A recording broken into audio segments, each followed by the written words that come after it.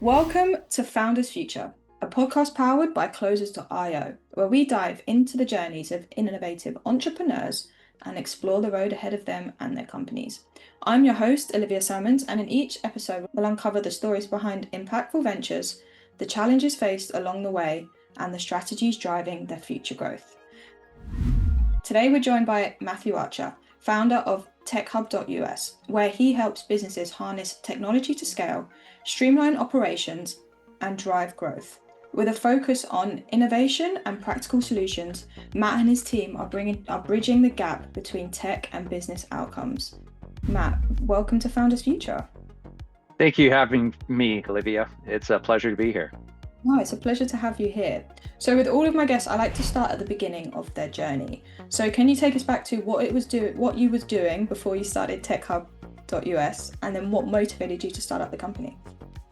Yeah, absolutely. My previous role was I was working for a technology integrator out of Phoenix, Arizona. I was a director of technology services. I was helping them generate new reoccurring revenue models with SaaS and cloud licensing, as well as building out managed services. And I was managing a team of project engineers, project managers, and IT staff. I was there for a little over almost a year and a half, and the organization went through a reduction in force, and they got rid of 75% of their staff. And I was fortunately one of those, and that led me to the conclusion of starting TechHub. And I decided to go out on my own and become an entrepreneur and try to help those mid-market to enterprise businesses struggling with technology decisions. I started my business and it's been a little over 2 years now. And we're diving deep into helping organizations find the right solutions for their business outcomes. And that's what I've been doing.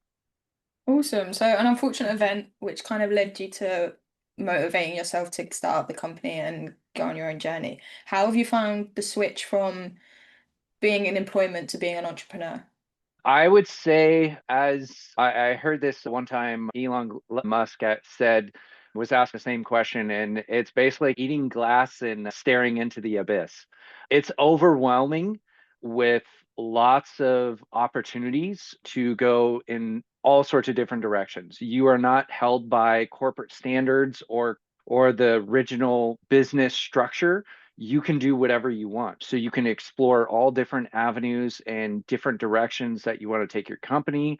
You can explore different partnerships or use different technologies. And so I've found it amazing to be a part of driving growth in businesses that are building their own journey.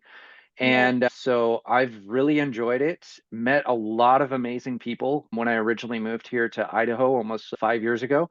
Didn't know a single person, and I was working for a corporation. And then when I went out on my own, it was like I didn't know anybody. I had to start networking and getting out there and just start meeting people. And Idaho is an amazing business environment to build a business as a startup. So I've had nothing but good experiences to say about all the businesses and all the founders here in the Idaho mountain area. Awesome. And so off the back of that, who would you say is your ideal customer? Now that you're out there, you're, as you say, finding some referrals, building up your network, reaching the right people. So is it that you love to work with? And then maybe so the listeners can have some more context, what services you actually provide to them and how you help them. Yeah, absolutely. I would say our ideal customer profile is horizontal.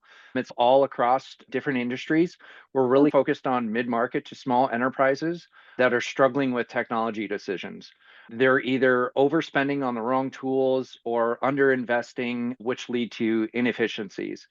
There is no clear path to using an advisor to help them navigate these complex decisions Mm. and scale effectively. So that's where I just saw the need for Tech Hub, because there's a lot of opportunities right now for fractional technology leaders to come in and help these businesses, because these businesses may be cutting back those leadership roles, or they're not able to afford a full-time, CTO or CIO or CISO, and the new one, Mm. CAIO. And so this gave me an idea to expand into system integration and optimizing business technology through a trusted vendor relationship with building an ecosystem. And really, what we're trying to do is build a foundation of trust that we have with our clients. Mm. And then from there, really find out exactly what their business is trying to do and align with their strategy, their business outcomes, and overall their goals for their business. Amazing. And how long is it that you typically spend within a company or working within a business? What does a cycle look like? Or is it just dependent on the outcome completely and what they're looking for and what level they're at? Yeah, I think it really depends on the outcome of the business. There's no specific one way that we're doing it. What we are doing it is we're using our framework, which is audit, plan, implement, and optimize. And so this four-step process allows us to identify exactly what that organization is trying to accomplish and Mm. how we can take our experienced leaders and put them in those roles and give them the ecosystem as their tool belt to draw from. Love it. Amazing. And how do you go about acquiring your customers at the moment? Are there any kind of channels and methods you're finding most effective in doing so? I would say so really the focus that we're building our clients is word of mouth. It's the sales process. So we're starting with the discovery and then finding out if we're going to align well with what they're trying to do. And then really from there, it's on educational events, strategic partnerships, and networking. So those are our go-to-market strategy right now. Nice. And we did speak before, obviously, we started recording the podcast that you was at a networking event not too long ago, pushing that out. So great to see it from there. And then in terms of the sales process and the marketing side of things, what does the team dynamic look like in techhub.us? Is it just you yourself as an entrepreneur, or do you have people that are outside helping you within the company? So yeah, that's a great question. So as far as the business itself, I have a small team that I'm working with, and then I also leverage managed services. So I'm using like a marketing team that is focusing on doing the marketing. I have a sales team that is doing the sales process of creating lead generation through AI tools. And so that's what we're how we're doing things. Amazing. And I'm assuming with the sales process, it's a maybe slightly more targeted audience at the moment, trying to reach those executive top level businesses. Are you finding anything that is working well for you at the moment in terms of a cold outreach? Do you run a funnel? Do you run ads? Where's Yeah, been the so we're currently? actually going through a complete rebrand of the business right now. So we're going to be relaunching our new website, all of our funnels to be able to find the right partners, the right Yeah. technology leaders, the right referrals. And we're building that all out right now, working with another team that is helping with that.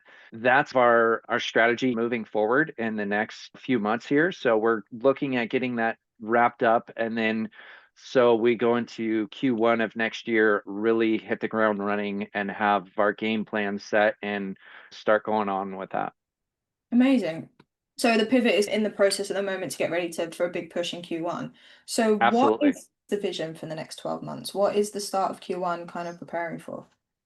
Absolutely. I would say there's different areas that we're focused on. So the next 12 months, next 6 to 12 months, really it's expanding our leadership database or our bench. So we're looking for more fractional leaders to take on growing client demand. We want to increase market awareness through events, strategic partnerships, and stronger messaging. Also, we want to focus on scalable solutions that help mid-market businesses grow effectively and efficiently. Some of the partnerships that we're working on right now are with some really cool AI tools to help with customer experience. So that could be contact center, that could be sales implementation tools, all sorts of different areas because really what our focus is not just coming in and doing one thing with a client. We want to be their partner, want to be their technology advisor partner and be able to help them along their path. So if they're looking at hey, we need to recoup tech spend. We need to figure out exactly how much we're spending a year and how can we limit that, because a lot of businesses are scaling back on their tech and they're going more into AI and they're trying to build a strategy around that, or they need to secure their business, or they need to expand the communication and optimize those strategies within their organization. We have the tools for that with all of our partners. So that gives us a very broad focus Yeah. to be able to pull into different areas. So we want to be a one-stop shop to help you with your technology strategy. Amazing. And what would you say is there's a lot going on in Sunset. What is the biggest challenge in making all of this come together and tie in at the moment?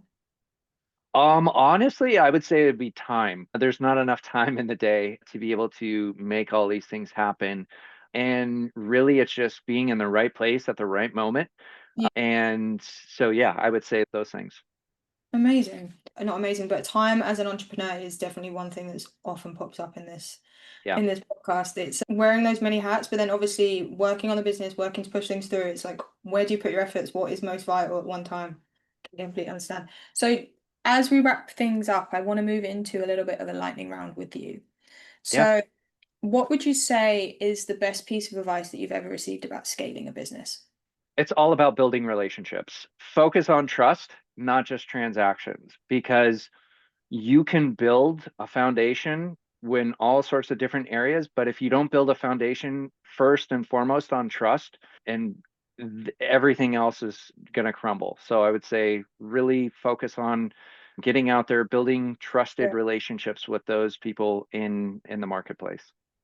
Amazing. And what would you say in terms of tools or resources has been one big game changer that you've implemented in the business so far? I would say actually two really come to mind. So one is actually an amazing tool that came out of the UK called Fixer AI.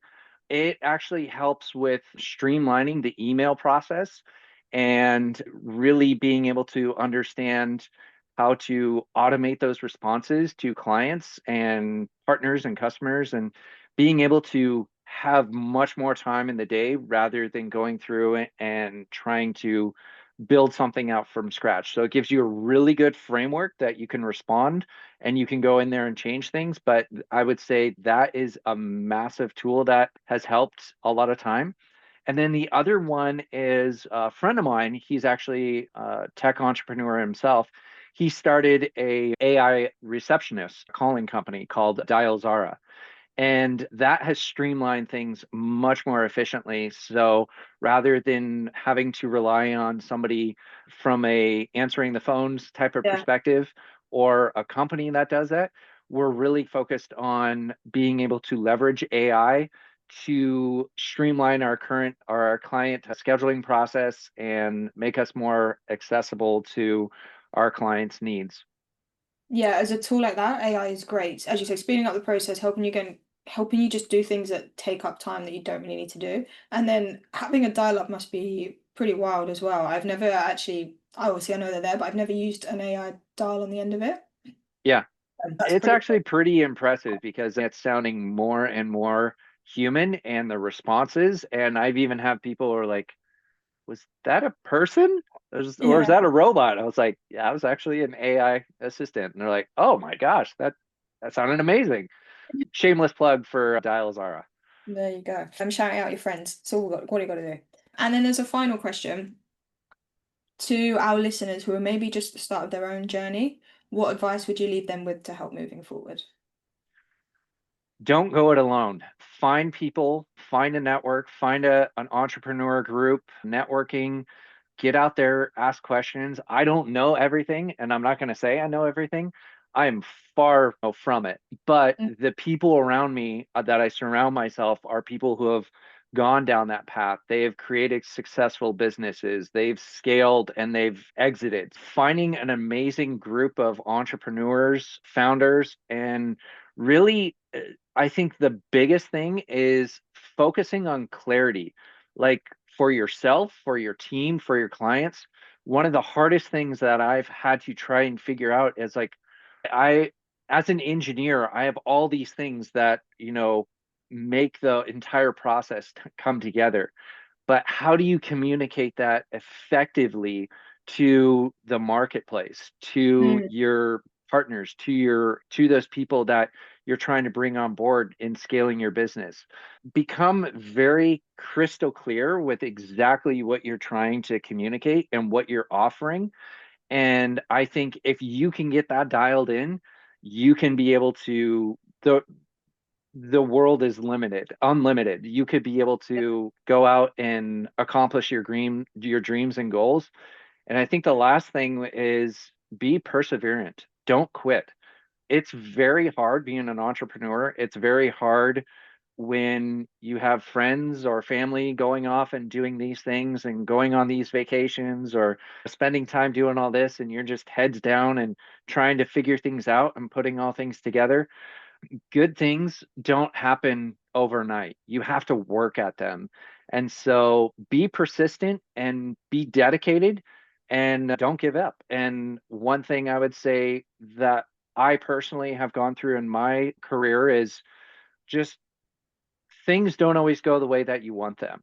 And so if you're going through something right now in your life and you're trying to overcome an obstacle or you need somebody to talk to, reach out. I'm more than happy to just be a listening ear and give advice if it's wanted. Yeah. Amazing, appreciate that. So where can people reach out to work with you and connect if they'd like to do? Absolutely. I would say just hit us up at techhub.us. You can see our website as we get it all dialed in. You'll be able to contact me. You can also look me up on LinkedIn, and I love connecting with people on LinkedIn. And so yeah, There we go. Is Matt Archer on LinkedIn or is it Matthew it's Archer? it's Matthew Archer. There we So go. Awesome. Matt was already taken, but I go by Matt. Win them all. You can't. Matthew Archer on LinkedIn. And to our listeners, if you enjoyed this episode as well, please do not forget to subscribe to Founders Future via wherever you listen to your favorite podcasts. And if you are a business owner, specifically a coach, consultant, or agency owner, and you're looking to scale your business and you want to enhance your sales and marketing efforts, visit closers.io to hop on a call with one of our team and discover how we were able to go from 0 to 30 million per year in less than 3 years. But until then, keep climbing and we will see you on the next one.